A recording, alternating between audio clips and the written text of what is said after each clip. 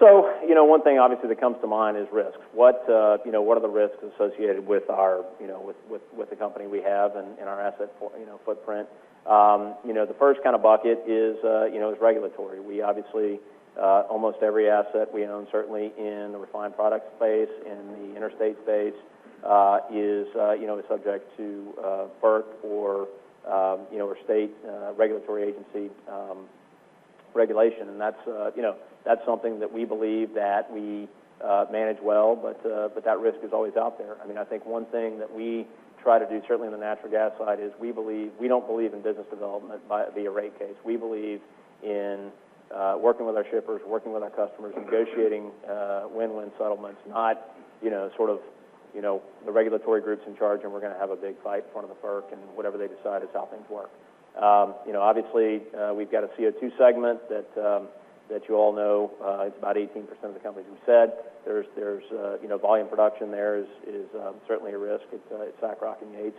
Commodity prices, as we mentioned, we maintain a very effective, aggressive hedging program, and that's something we'll continue. But obviously, to the extent that there is a long-term, reduction in crude prices, as we hedge, we would end up hedging at lower prices. We do have some economically sensitive businesses. For example, some of our steel terminals that are built on, that are more tied to throughput as opposed to really long-term sort of take-or-pay contracts like you have on the interstate front.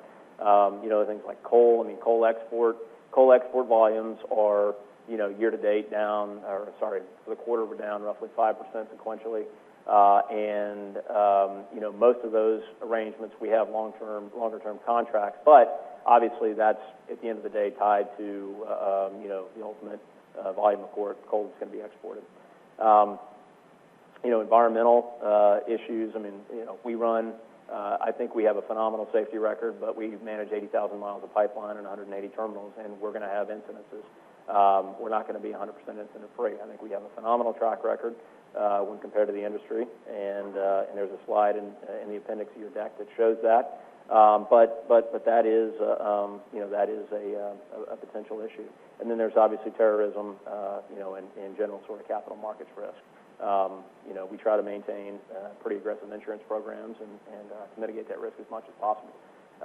And as I said, we've moved towards more fixed interest rate exposure, or lack thereof, and but that's still a risk.